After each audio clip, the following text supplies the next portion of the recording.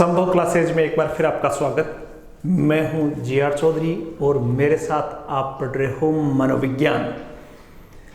मनोविज्ञान की इसी श्रृंखला में आज हम एक नया सिद्धांत पढ़ेंगे जो कि अधिगम का एक महत्वपूर्ण सिद्धांत है। और अधिगम की जो दो कैटेगरी मैंने बताई थी, एक व्यवहारवादी मनोवैज्ञानिक और एक संज्ञानवादी मनोवैज्ञानिक। तो आज हम संज्ञानवाद जो है उनके एक महत्वपूर्ण विद्वान जिनका नाम है कोहलर, उनके बारे में हम पढ़ेंगे कि कोहलर का जो सिद्धांत है उसके बारे में हम डिटेल से उसका अध्ययन करेंगे।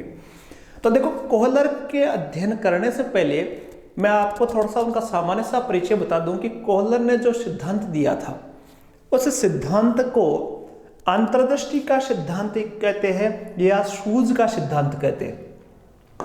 तो आज हम पढ़ेंगे अंतर्दृष्टि का सिद्धांत या शूज का सिद्धांत। तो मैं लिख दूं शूज का सिद्धांत, कह दूं मैं शूज का सिद्धांत।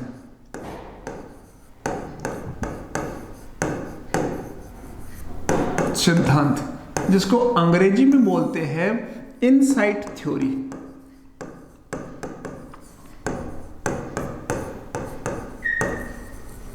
तो इनसाइट थ्योरी के बारे में पढ़ेंगे। इनसाइट का मतलब होता है शूज कह दो या अंतर्दृष्टि कह दो, अंतर्दृष्टि कह दो या कह दो सोच, विचार कह दो, सोच का सिद्धांत, सोच का सिद्धांत। इसके बारे में हम डीपली पढ़ेंगे। और ये सिद्धांत किसका था? एक विद्वान थे जिनका नाम था कोहलर। बड़ा इंटरेस्टिंग वीडियो होने वाला है समझने की दृष्टि से। मुझे पक्का विश्वास है कि बड़ा मजा आने वाला है इस वीडियो में। तो ये आज का जो शूज का सिद्धांत या अंतर्दृष्टि का सिद्धांत या सोच का सिद्धांत जो कि किस विद्वान ने दिया था? कोहलर ने। पहला सवाल यहां से बनता है कि कई नाम अभी मैं बताऊंगा आपको उपनाम। तो उपनाम दिए हुए मिलेंगे आपको। इस सिद्धांत के बहुत सारे नाम दे रखे हैं, तो उन नाम को पूछा जाएगा सीधा सा सवाल कि भाई ये सिद्धांत किसने दिया? तो अंतर्दृष्टि का सिद्धांत कह दो या शूज का सिद्धांत कह दो, एक ही बात है। शूज का सिद्धांत कह दो, अंतर्दृष्टि का सिद्धांत कह दो, इनसाइट थ्योरी कह दो। और ये किस विद्वान ने दिया था? कोहलर। पहला सवाल। दूसरा, कोहलर किससे संबंधित थे? संज्ञानवाद से संबंधित थे। संज्ञानवादी विचारक थे, संज्ञानवादी विचारक थे। अब आपको पता होगा कि संज्ञानवादी विचारक किसको बोलते हैं। तो पहले मैं थोड़ा सा आपको बता दूं संज्ञानवाद क्या कहता है। दो चीजें मैं आपको मोटी मोटी बता दूं। संज्ञानवादी जो विचारक थे, संज्ञानवादी मैंने पहले वीडियो में भी आपको बताया था, संज्ञानवादी विचारक जो थे वो अधिगम को क्या मानते थे? विचारक अधिगम को क्या मानते थे? अधिगम क्या है या अधिगम कैसे होता? अधिगम के बारे में संज्ञानवादी क्या मानते हैं? इनकी दो चीजें आपको याद रखनी है कि जो संज्ञानवादी विचारक है वो ये मानते हैं कि कोई भी जो अधिगम होता है वो किससे होता है? अधिगम किससे होता है? अधिगम होता है, अधिगम जो होगा वो किससे होगा? अधिगम समस्या से होगा।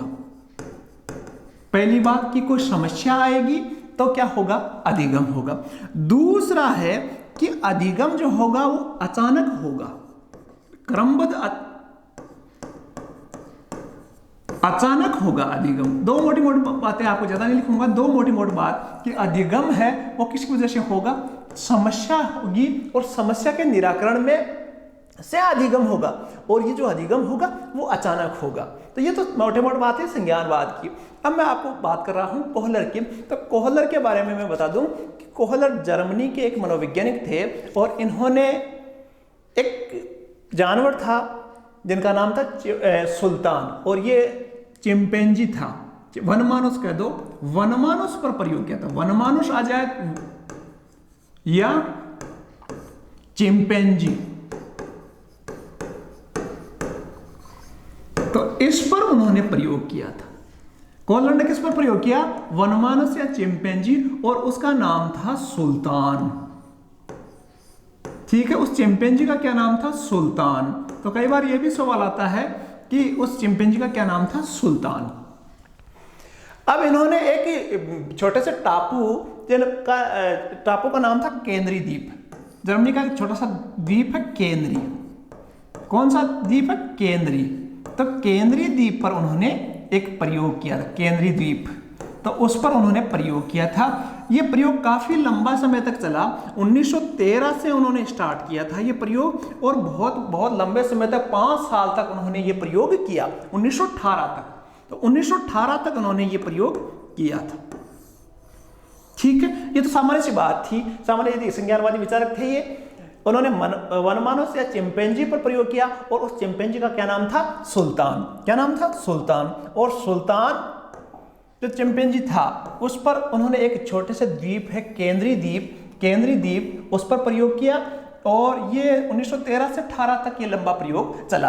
अब बात जो इंटरेस्टिंग होने वाली है, उन्होंने जो प्रयोग किया चिंपैंजी पे किया, नाम था सुल्तान। तो क्या प्रयोग किया? तो देखो, पहला प्रयोग उन्होंने किया, पहला प्रयोग ध्यान से देखना, पहला प्रयोग उन्होंने किया कि चिंपैंजी को, आप देखो डायग्राम में देखना, बड़ा मस्त डायग्राम है ये। तो चिंपैंजी पर उन्होंने प्रयोग क्या किया कि एक कमरे में उन्होंने एक बंदर, इसका बंदर नहीं है ये, क्या है? चिंपैंजी। तो इसका ये सुल्तान है। ठीक है, तो सुल्तान को एक कमरे में बंद किया, उसी कमरे में 2 बॉक्स रखे, और उस कमरे की छत पर क्या लटकाए? केड़े। ध्यान से समझना इसको, प्रयोगों को बड़ा मजेदार प्रयोग किया उन्होंने। तो सुल्तान को एक कमरे में बंद किया, वो उसी कमरे में 2 बॉक्स थे, और छत पे उन्होंने केड़े लटकाए। अब जब सुल्तान को भूख लगी, सुल्तान के सामने समस्या पैदा हुई खाने की, तो उसने क्या किया? अपनी सूझ का प्रयोग किया। समस्या आई, देखो उसके सामने क्या आई? समस्या आई। तो समस्या से क्या हुई? सूझ। समस्या क्या आई? खाने की समस्या आई। और समस्या से क्या पैदा हुई? सूझ पैदा हुई। अब सूझ पैदा कैसे हुई? कि समस्या आई तो उसने क्या किया? इस केड़े को प्राप्त करने के लिए उछल कूद की, और उछल कूद करने के बाद में भी केड़ा उसको नहीं मिला, क्योंकि केड़ा लटका हुआ था छत पर, तो काफी ऊंचाई पे था, उसको मिला नहीं।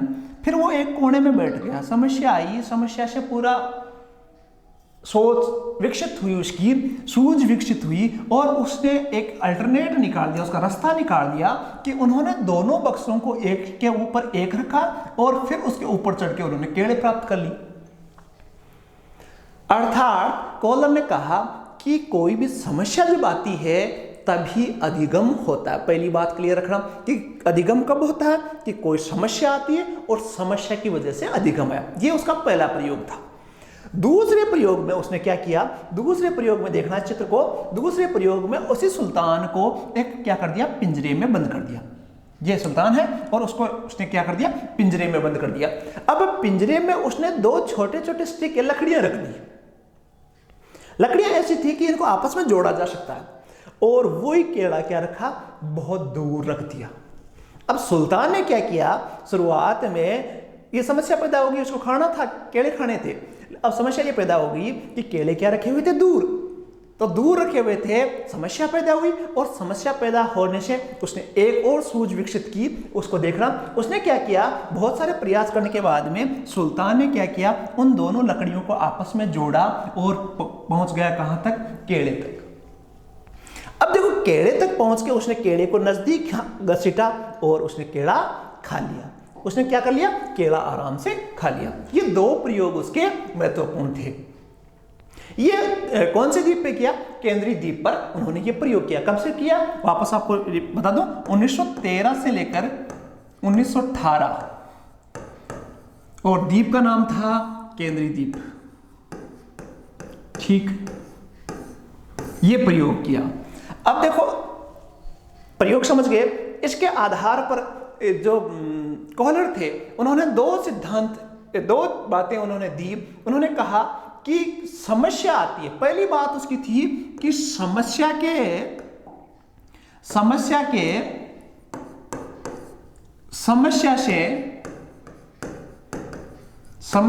आने से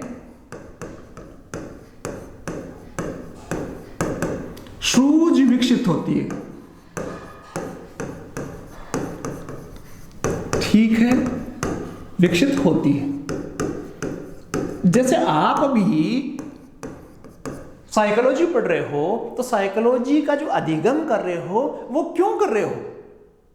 क्योंकि आपके सामने किसकी समस्या है? बेरोजगारी की समस्या है, या आपको नौकरी प्राप्त करनी है, ये एक समस्या है। और इस समस्या के निराकरण से आपके क्या पैदा होगी? सूझ पैदा होगी। और सूझ से क्या आएगा? अधिगम होगा। सूझ से क्या आएगा? अधिगम होगा, लर्निंग होगी। यदि समस्या नहीं आएगी तो सूझ पैदा नहीं होगी, और सूझ पैदा नहीं होगी तो अधिगम आने का सवाल ही नहीं है। पहली बात। दूसरी, उन्होंने कहा कि सूझ क्या आती है? अचानक आती है। अचानक आती है। सूझ का विकास कैसे होता है? अचानक होता है। सूझ अचानक आती है, अचानक आती है, बहुत लंबा समय नहीं लगता, अचानक आती है। प्रयास ज्यादा जरूरत नहीं। सूझ क्या आती है? जब समस्या आती है तो अचानक सूझ आती है। जैसे मैं आपको एग्जांपल दूं कि कोई साइंस का टीचर आपको पढ़ा रहा है कि भाई रक्त ग्रुप ए है, बी है, ए बी है, ओ है, उसमें भी ए में भी प्लस है, ए में भी माइनस है, आपको एक पढ़ाया, लेकिन आप उसका अधिगम करना बड़ा मुश्किल होता है। रट्टा मारोगे आप तो आपका अधिगम नहीं होगा, सूझ विकसित नहीं होगी। लेकिन मान लो अचानक आपको कहीं किसी को ब्लड डोनेट करना है, या किसी का एक्सीडेंट हो गया आपके साथी का और आपको ब्लड डोनेट करना है, आपने वहां आपकी समस्या पैदा होगी, वहां आपने बहुत दौड़ धूप की और हॉस्पिटल में आपको पता चला कि ए ग्रुप वाला किसको दे सकता है, बी वाला किसको दे सकता है, सी वाला किसको दे सकता है, और उसी 1 घंटे की समस्या से आपके वो कॉन्सेप्ट, वो अधिगम कंप्लीट हो जाता है कि ये ब्लड ग्रुप है और इस ब्लड ग्रुप को इस प्रकार दिया जा सकता है। प्लस वाले को माइनस नहीं दे सकते, ए बी किसको दे सकता है, ओ किसको दे सकता है, सारा का सारा कॉन्सेप्ट क्लियर हो जाता है। तो कहने का मतलब है कि समस्या आती है और समस्या से क्या होता है? सूझ विकसित होती है, सूझ अचानक आती है। तीसरी बात उन्होंने कही कि संपूर्ण समस्या आने पर पहले क्या होता है? संपूर्ण समस्या, पूरी समस्या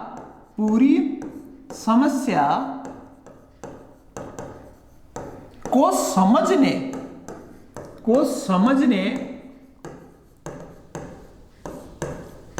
पर ही सूझ विकसित होती है, सूझ विकसित होती है। ठीक है, अब इसको समझेंगे कि पूरी समस्या समझना कैसे? पूरी समस्या को समझने से ही क्या होती है? सूझ विकसित होती है। और क्यों होती है? कि समस्या समझोगे आप तो उसके निराकरण के लिए प्रयास करोगे। जैसे एग्जांपल मैं आपको दूं कि मैंने सीधा सा सवाल लिख दिया, भाई आप बताओ, मैंने लिखा 5 पेन की कीमत कितनी है? ठीक है, 5 पेन की कीमत कितनी होगी?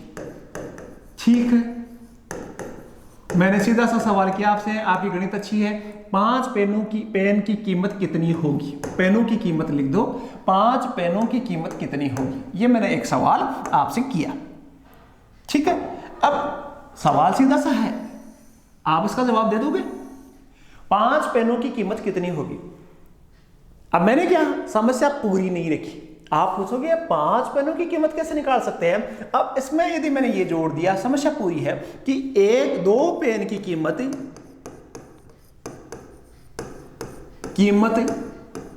10 रुपए हो तो ये मैंने कंडीशन जोड़ दी। अब आपकी समस्या क्या हो गई?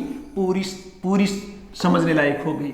कहने का मतलब अब इसका उत्तर आप दे सकते हो। अर्थात कॉलर ने कहा कि भाई जब तक समस्या को पूरी समस्या को पूरे स्तर पर नहीं समझोगे, पूरी समस्या को नहीं समझोगे, तब तक उसका निराकरण नहीं किया जा सकता। और जब निराकरण के लिए प्रयास करेंगे तभी तो सूझ पैदा होगी। तो इसलिए समस्या क्या आनी चाहिए? पूरी। तो देखो 3 चीजें उन्होंने महत्वपूर्ण बताई। पहली है समस्या आने पर सूझ विकसित होती है। अब समस्या कैसी? पूरी समस्या को समझोगे तभी सूझ विकसित होगी। और दूसरी, सूझ अचानक आती है। सूझ का मतलब अचानक आती है। इंसाइट जो है, अंतर्दृष्टि जो है, वो अचानक पैदा हो जाती है। और वो कब होगी? जब आपकी समस्या पैदा हो। और समस्या का पूरी समस्या को समझो। तो देखो समझना, मैंने क्या कहा? पूरी समस्या, एक शब्द आता है पूरी समस्या। पूरी समस्या मैंने कहा ना, इसको पूरी समस्या समझ में आनी चाहिए। पूरी समस्या आनी चाहिए। पूरी समस्या हो तब क्या होता है? पूरी समस्या को समझता है, पूरी समस्या को समझना, ठीक है। ये शब्द काम में लिया मैंने।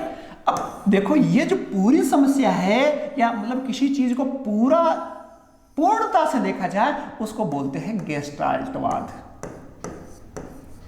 गेस्टाल्टवाद एक नया शब्द, गेस्टाल्टवाद। और गेस्टाल्टवाद एक जर्मनी में एक विचारधारा थी जो कि 1920 में प्रारंभ हुई थी, ठीक है। और इसका अर्थ होता है, गेस्टाल्ट जो शब्द है उसका अर्थ होता है संपूर्णता। उसका क्या अर्थ होता है? संपूर्णता। तो यह भी सवाल आता है कि गेस्टाल्ट का अर्थ क्या है? संपूर्णता। अर्थात जो गेस्टाल्टवादी विचारक थे, जिनके नाम मैं बता दूं, वो क्या करते थे? संपूर्णता के पक्षधर थे। गेस्टाल्टवादी कौन कौन से थे? जिसमें मैक्स वर्दीमर का नाम आता है, मैक्स वर्दीमर का नाम आता है पहला नाम। दूसरा नाम आता है कोहलर का आता है। तीसरा है, तीसरे विद्वान थे कोफका। और चौथे विद्वान का नाम है कुर्तलेविन, ठीक है। ध्यान से समझना इसको। चार विचारक गेस्टाल्टवादी समर्थक थे जो महत्वपूर्ण थे। तो मैक्स वेबर ने 1912 में गेस्टाल्टवाद का सिद्धांत दिया था। तो गेस्टाल्टवाद के प्रवर्तक कौन थे? तो वो कौन थे? मैक्स वर्दीमर। प्रवर्तक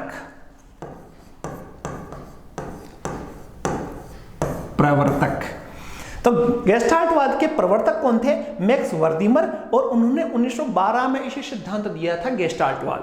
अब इसी के साथ आपने इस जो कोहलर का सिद्धांत पढ़ा, तो ये गेस्टाल्टवाद के प्रमुख विचारक थे और इन्होंने इसका प्रयोग किया था। आपने देखा कि उन्होंने क्या कहा? संपूर्ण समस्या होनी चाहिए। संपूर्ण समस्या को यदि समझ गए तो सूझ विकसित होगी। और तीसरे जो महत्वपूर्ण विद्वान थे जिन्होंने इसको और रोचक बनाया, सिद्धांत को और विस्तृत रूप दिया था, उनका नाम था कोफका। उन्होंने एक किताब लिखी थी और उस किताब का नाम था थ्योरी ऑफ गेस्टाल्ट। एक किताब लिखी थी 1920 में, थ्योरी ऑफ गेस्टाल्ट, ठीक है।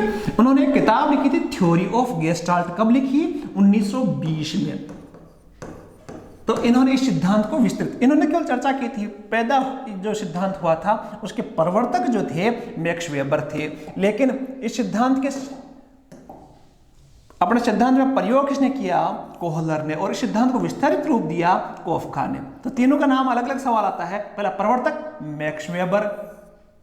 मैक्स वर्दीमर सॉरी, और इसके प्रयोग करने वाले कोहलर, और सिद्धांत को विस्तृत रूप दिया था कोफका ने अपनी पुस्तक थ्योरी ऑफ गेस्टाल्ट में। तो ये था गेस्टाल्टवाद। अब गेस्टाल्टवाद का प्रयोग किसने किया? कोहलर ने, सीधी सी कहानी। अब देखो, गेस्टाल्ट का अर्थ मैंने बताया संपूर्णता। तो इस सिद्धांत का जो कोहलर का सिद्धांत है उसके उपनाम क्या हो गया? गेस्टाल्ट सिद्धांत। देखो, उपनाम की मैं चर्चा करूं, उपनाम, तो उपनाम की मैं चर्चा करूं तो उपनाम क्या क्या हो गए? पहला उपनाम हो गया गेस्टाल्ट, क्योंकि यह किससे प्रभावित था? गेस्टाल्ट सिद्धांत, ठीक है। पहला उपनाम क्या हो गया? गेस्टाल्ट सिद्धांत। गेस्टाल्ट शुद्ध लिख दिया मैंने।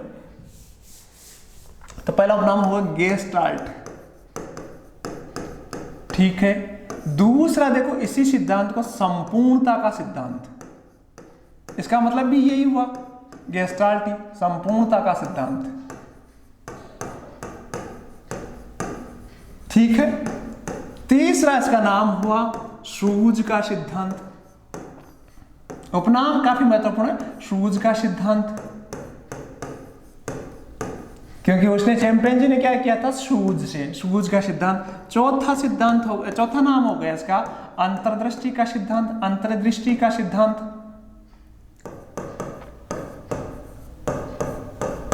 ठीक है। अंतर्दृष्टि का सिद्धांत, तो गेस्टाल्ट सिद्धांत हो गया, संपूर्णता का सिद्धांत हो गया, समग्रता का सिद्धांत भी इसको कहते हो। समग्र संपूर्णता कह दो, चाहे समग्रता आ जाए तो कंफ्यूज नहीं होना है। समग्रता का सिद्धांत,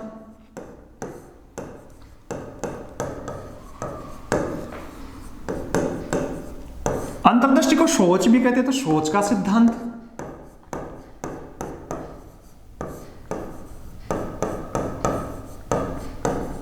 ठीक है।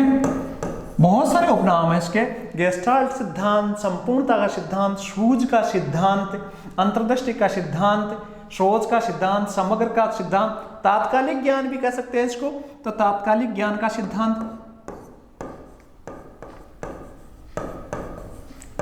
कालिक ज्ञान का सिद्धांत, ठीक है। क्योंकि इसमें कॉलर ने क्या कहा था, जो सूझ आएगी वो क्या होगी, तत्कालिक होगी, तुरंत आएगी। तो देखो वापस आप देख सकते हो कि इन सिद्धांतों के नाम क्या क्या है, काफी महत्वपूर्ण इनमें से सवाल आता है। तो पहला गेस्टाल्टवाद से प्रभावित है, तो गेस्टाल्ट सिद्धांत हो गया। दूसरा है संपूर्णता, गेस्टाल्टवाद को संपूर्णता का, गेस्टाल्ट को संपूर्णता से जुड़ा हुआ है। तीसरा देखो गेस्टाल्ट से समग्रता भी कह सकते हो, ठीक है। ये तीन नाम तो आया गेस्टाल्टवाद से। अगला है सूझ का सिद्धांत, सूझ कर दो, अंतर्दृष्टि कर दो, सोच का कर दो, और एक है तात्कालिक। तात्कालिक मतलब ज्ञान जो भी प्राप्त होगा वो तात्कालिक होगा। अब देखो इस सिद्धांत के बारे में मैं यदि चर्चा करूं तो जो गेस्टाल्टवाद है या कोहलर है वो क्या कहता है, कोहलर क्या कहता है कि भाई कोई भी काम, कोई भी अधिगम होगा वो कैसे होगा, ध्यान से समझना। उनके हिसाब से कोहलर ने कहा कि पहले क्या आएगा कि एक लक्ष्य होगा, ठीक है। संप्रत्यय कह सकते हो, कोहलर संप्रत्यय लिख दूं मैं। संप्रत्यय कितने हैं, पहले आएगा लक्ष्य।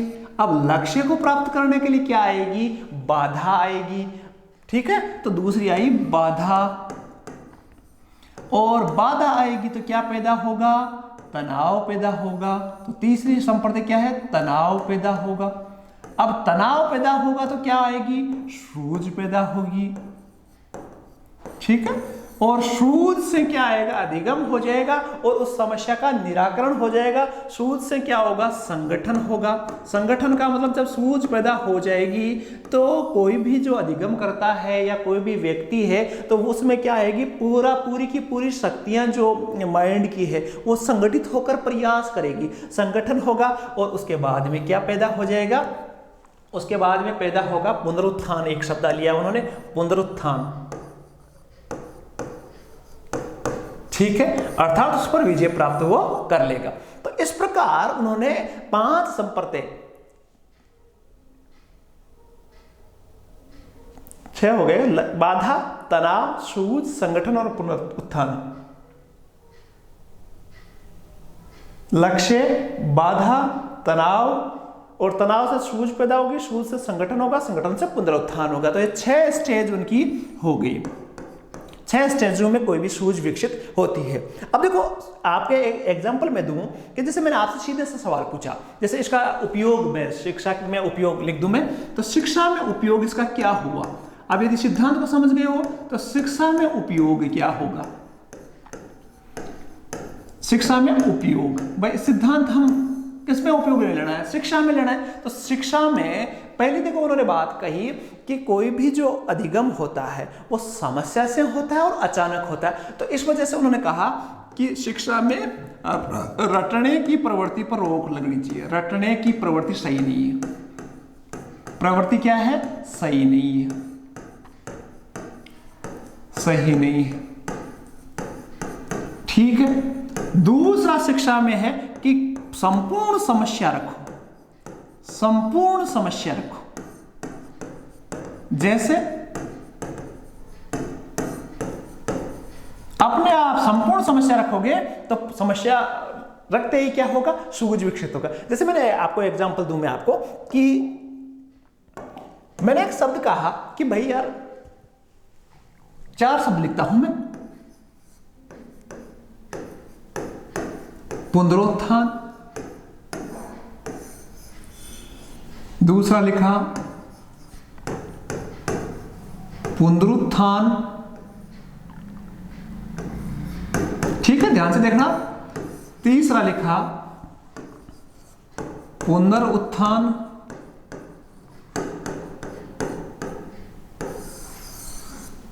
और चौथा लिखा मैंने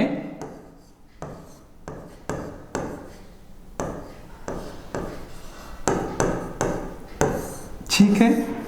अब मैंने कहा भाई, अपने को देखो लिखते लिखते बहुत सारे अशुद्ध लिखते हैं, लेकिन अब मैंने इस प्रकार का सवाल दिया किसी बच्चे को और कहा कि भाई इसमें से शुद्ध कौन सा है, तो पूरी की पूरी समस्या पैदा होगी और अब उसको देखेगा, ढूंढेगा और उसको क्या करेगा, एक सूझ विकसित होगी। और यदि इसका सॉल्यूशन उसने कर लिया तो वो क्या होगा, स्थायी अधिगम हो जाएगा। अर्थात समस्या जो भी आए तो उसमें क्या है, सोच विकसित होती है, सूझ विकसित होती है, इनसाइट डेवलपमेंट होता है, अंतर्दृष्टि का विकास होता है और वो क्या हो जाता है, सीख जाता है। इसके अलावा उन्होंने अधिगम में इसको और भी शिक्षा में उपयोग है कि बच्चों को स्वयं खोजने के लिए प्रेरित करना चाहिए। स्वयं खोजने के लिए प्रेरित करना चाहिए। खोजने के लिए प्रेरित करना चाहिए तो वो अधिगम क्या होगा, सर्वश्रेष्ठ होगा। ठीक है, जैसे मैं आपको एक एग्जांपल दूं। आप अभी रीट की तैयारी कर रहे हो, मैंने इसमें आपको ये नहीं बताया कि कोहलर का जन्म कब हुआ, मैंने ये भी नहीं बताया कि कोहलर की कौन सी किताबें थी, मैंने ये भी नहीं बताया कि कोहलर की मृत्यु कब हुई।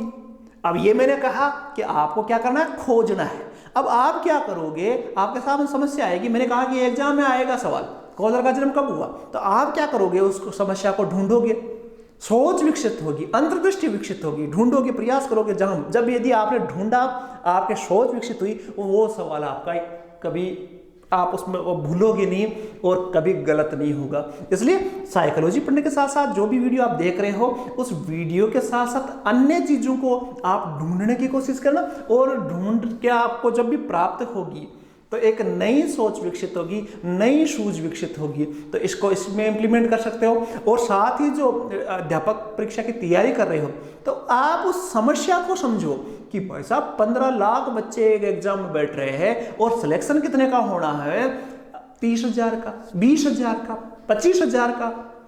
और कैटेगरी वाइज विभाजन देखें तो आपकी कैटेगरी में 5,000 बच्चे लेने, तो पूरी समस्या विकसित सामने आ गई।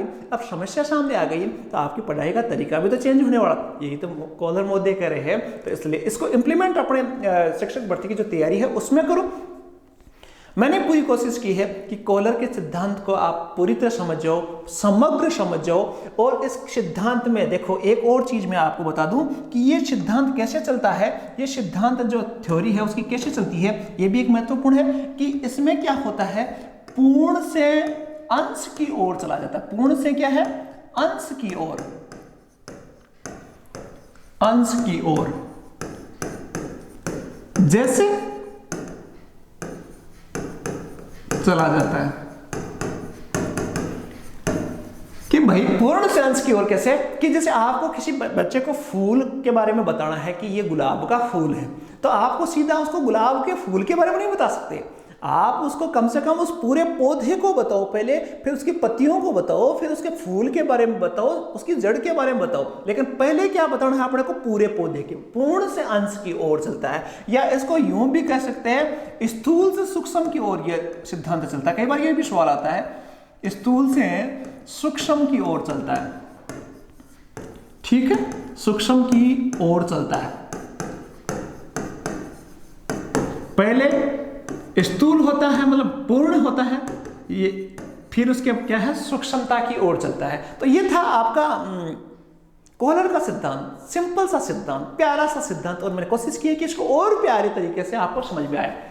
इसके बाद में, इस वीडियो को देखने के बाद में आप कोशिश करना कि इससे संबंधित जो भी सवाल, कोहलर के जितने भी सवाल आए हुए हैं, उन सवालों को आप बेझिझक करने की कोशिश करना। मुझे आशा है कि आपके सारे सवाल सही होंगे। साथ ही आपसे निवेदन है कि यदि आप इस वीडियो को शेयर और सब्सक्राइब करते हो तो हम जितना भी प्रयास कर रहे हैं हमें संबल मिलेगा। इसलिए आप इस वीडियो को ज़्यादा से ज़्यादा शेयर करें और साथ ही जिन्होंने अभी तक बेल आइकन नहीं दबाया, बेल आइकन ज़रूर दबा लें ताकि जब भी नया वीडियो बढ़े उसका तुरंत नोटिफिकेशन आपको मिलती रहे। एक ऐसे ही वीडियो के साथ मैं आपके साथ जल्दी हाजिर होऊंगा। तब तक के लिए धन्यवाद। जय हिंद, जय भारत।